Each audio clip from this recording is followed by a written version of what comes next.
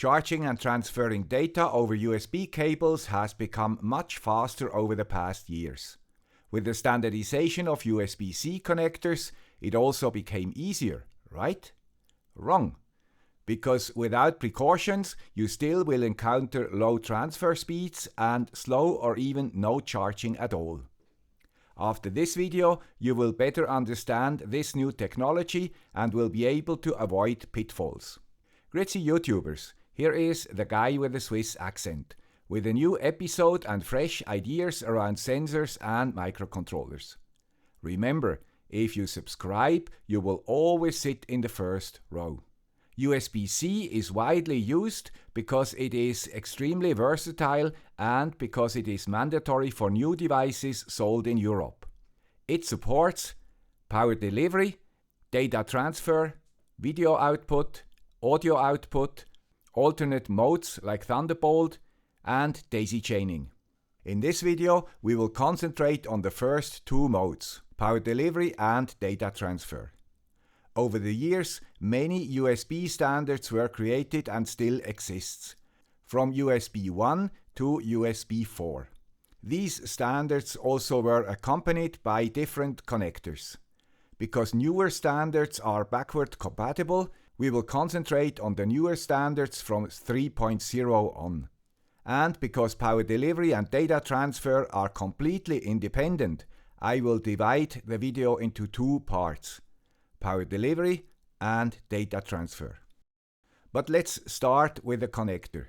A USB-C connector can house up to 24 pins.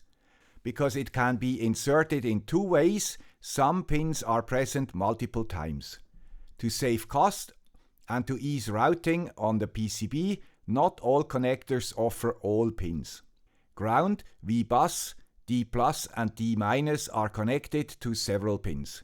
The data pins always come in pairs, as D+ and D- because they carry differential signals that are less prone to interference and allow higher speeds.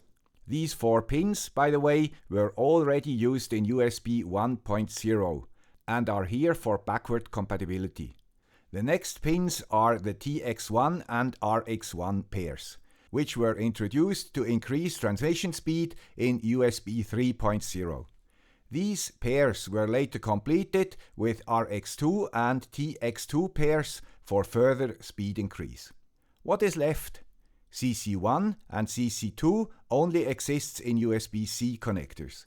They are used to detect the orientation of the connector and to negotiate the power delivery roles, as well as the voltage and current delivered from a source to a consumer. The remaining SBU1 and SBU2 pins are used for alternate standards like video and audio, and therefore are not covered in this video. Before USB-C, the device roles were hardwired. A connector on a device was either capable of delivering power and/or data, or was at the receiving end.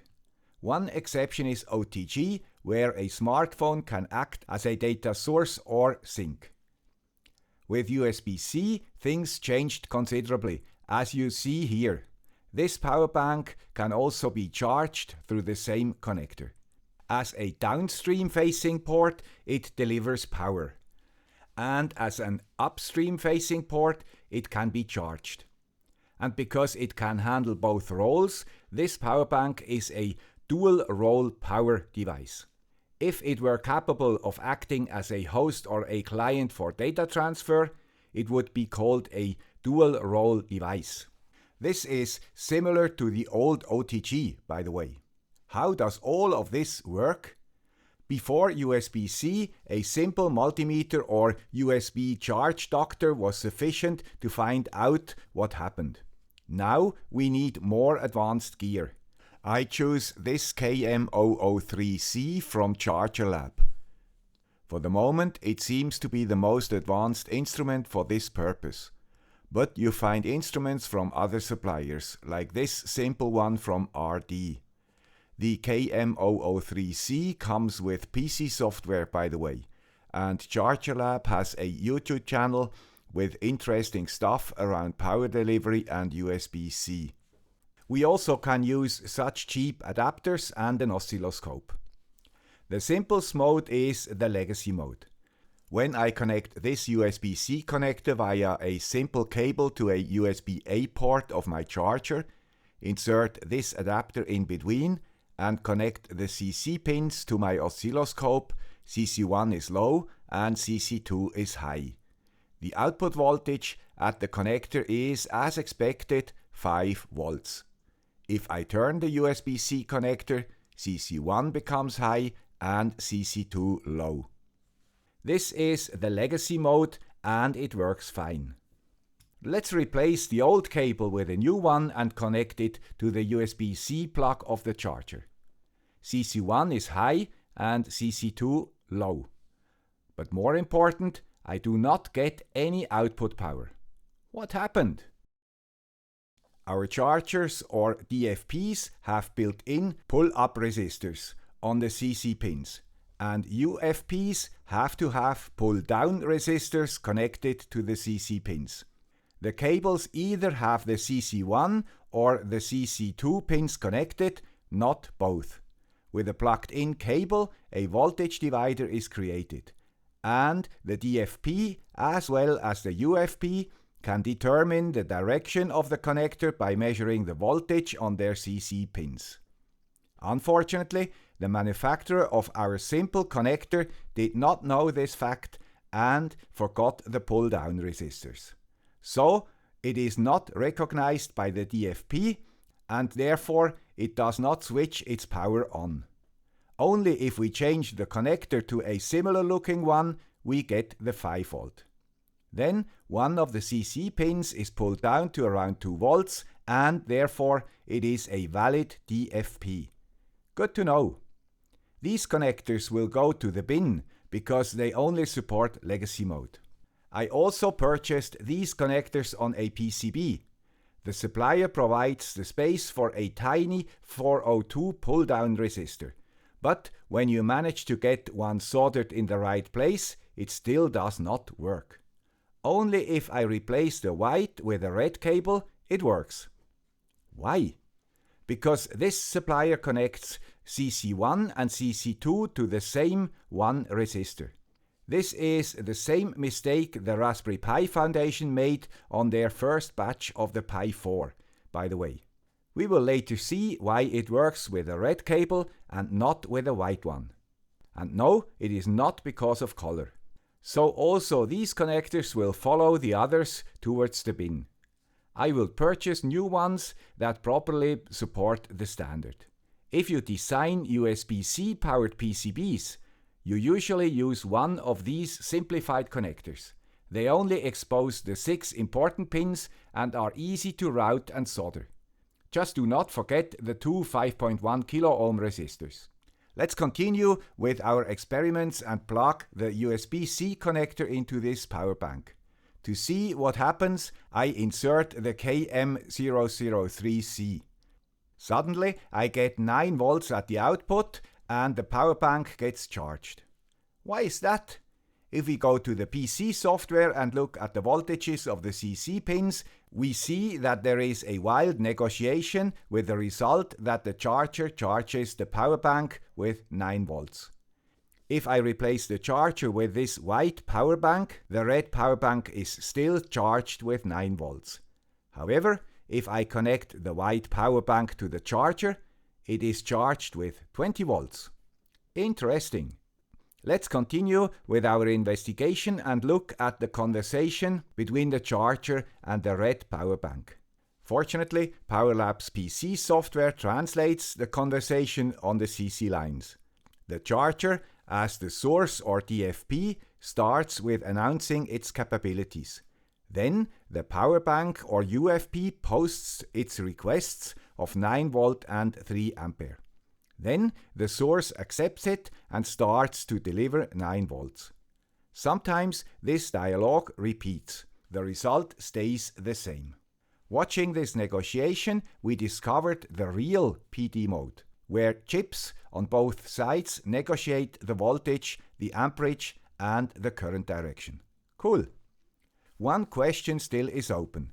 What happens if we connect two power banks with a cable, or a laptop and a smartphone, both capable of charging and being charged? The developer can decide if their device acts more as a giver or a taker. If a giver meets a taker, everything works out fine. Otherwise, the roles are defined by chance and sometimes can be changed by a user menu. One word about these hubs or docking stations. Both of them only work in this direction to charge the laptop. They do not work as a DFP at their USB-C ports. Now we know how power delivery works. If you remember my video number 244, where we hacked the then modern quick charge protocol, you know that many pre-PD protocols exist.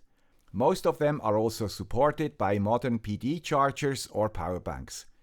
The KW003C can show all standards supported by a source.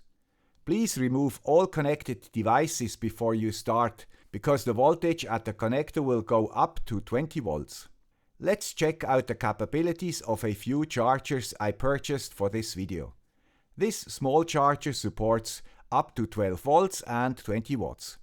This charger, even it has PD printed at the connector, does only support 5 volts 2.4 amps.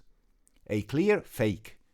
This black charger, as well as this blade power bank, supports 20 volt and 100 watt.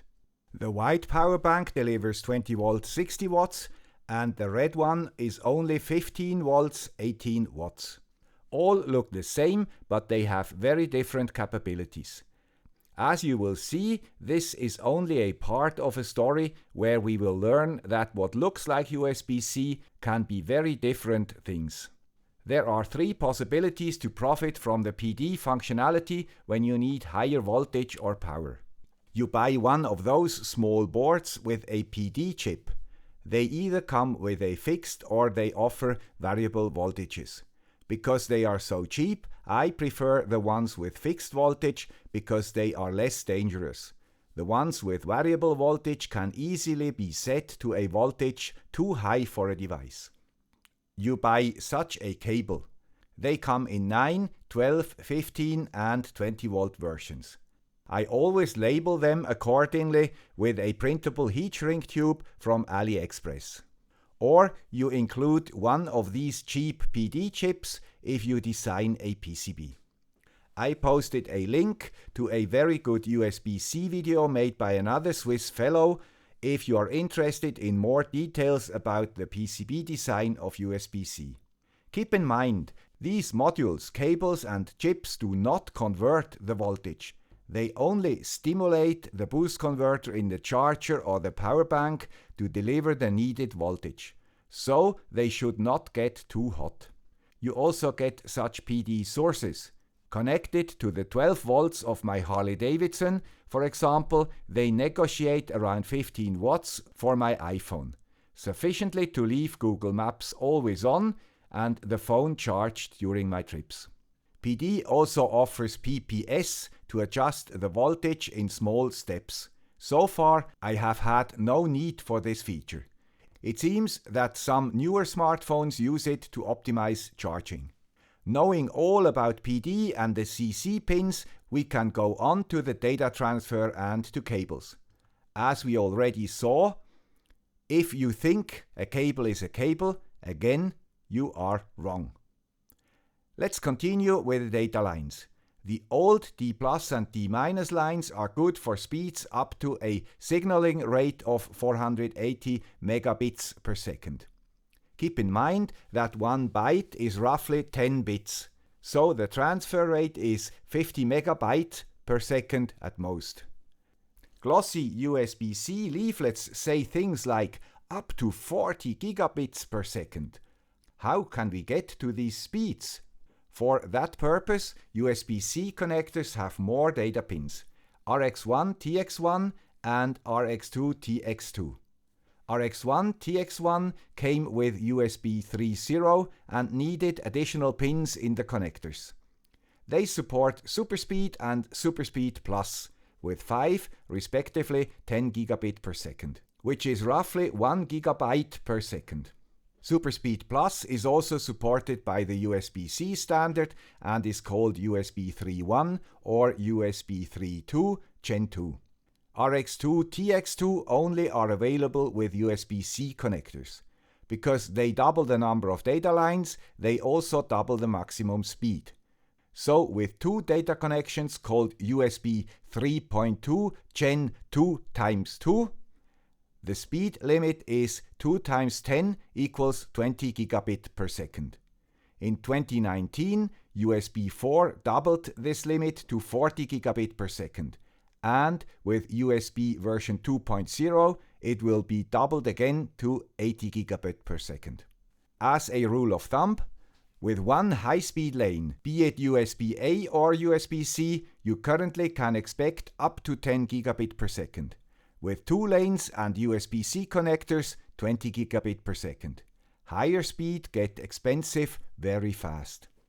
Now we know everything about gigabits, lanes, and the numbering of USB standards.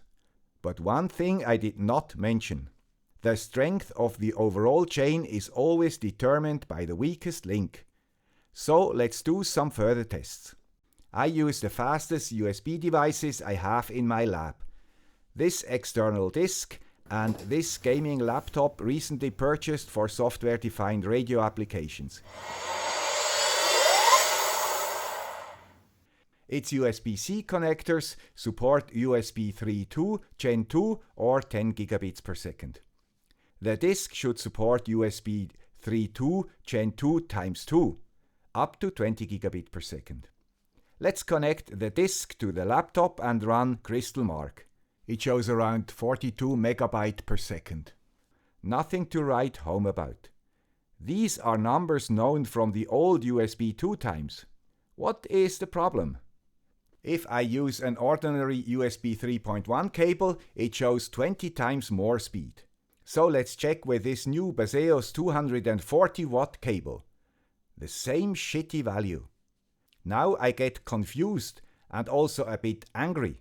Promises of 40 gigabits per second and delivery of a few megabits per second.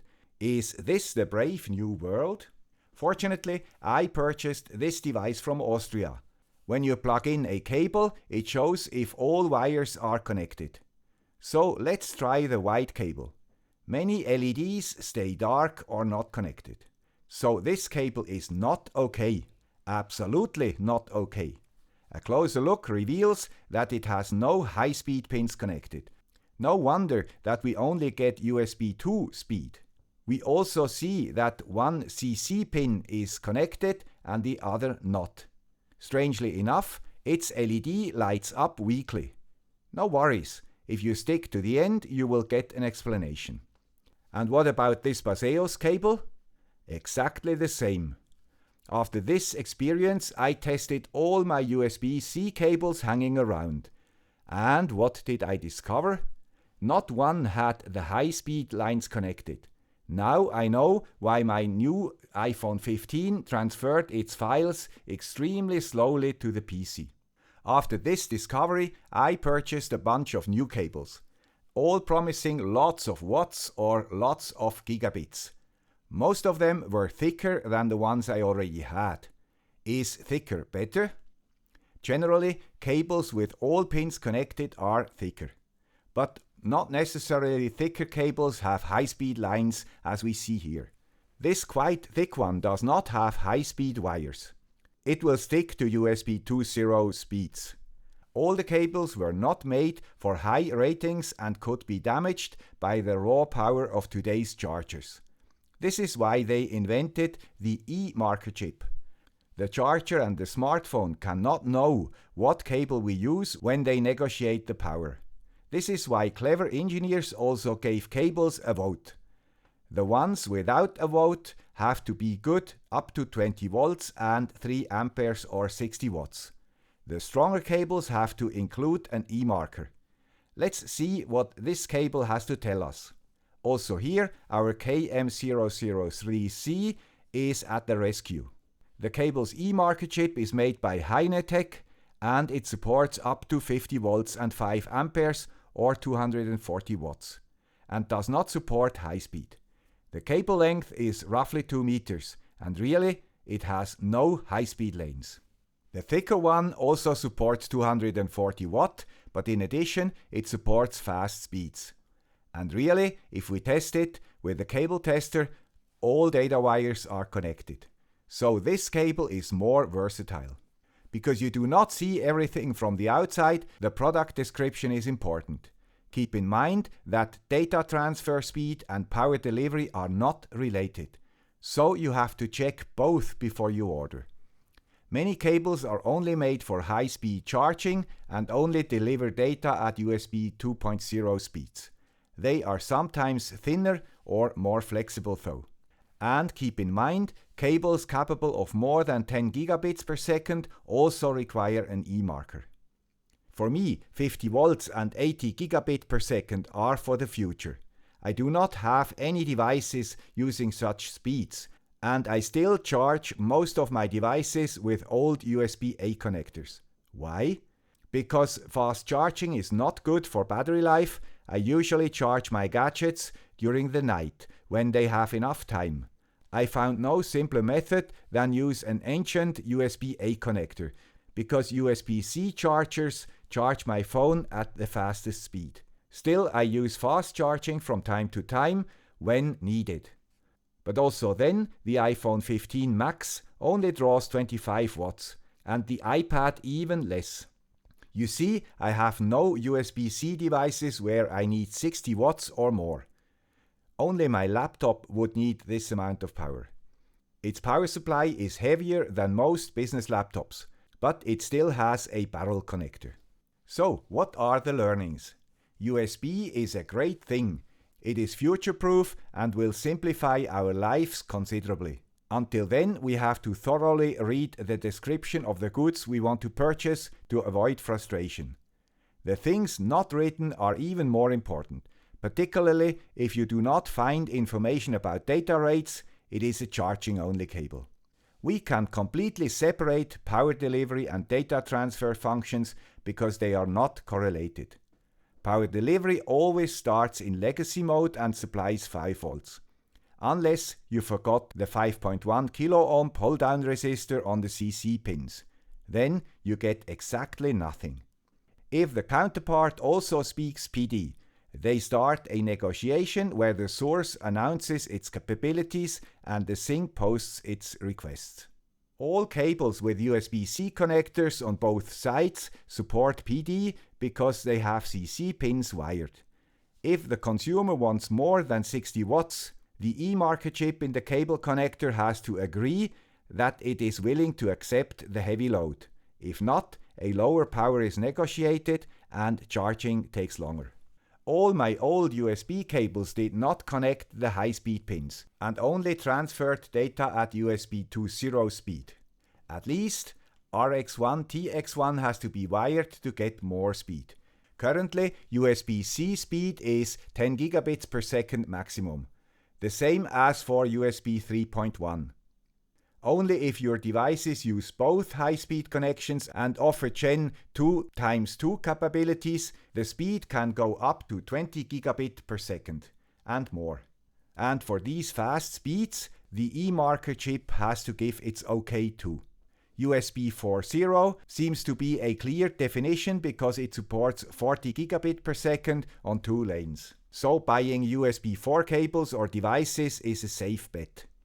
Thunderbolt 3 capabilities are very similar to USB 4, so buying Thunderbolt 3 compatible devices or cables also seem to be a safe bet. Many current devices do not need the transfer speed of USB 4 or 240 watt power. Smartphones are charged with less than 30 watts, for example, and most of the current computers or external disks do not offer more than USB 3.1 speed. Still, I will no longer buy USB-C cables without E-markers and without both high-speed lanes connected. I might keep a few of the old ones because they are thinner and more flexible, but I will label them clearly. For the moment, it is recommended that you check all your cables and label or dump them. This can save you time and frustration. The cheapest way to do this check is to use such adapters and check continuity with a multimeter. If you have many cables, you might invest in such a cable tester from SaberQ. Because this Chinese one only shows D+ and D-, it is useless. And if you are seriously into USB-C, I recommend spending $70 for the KM003C.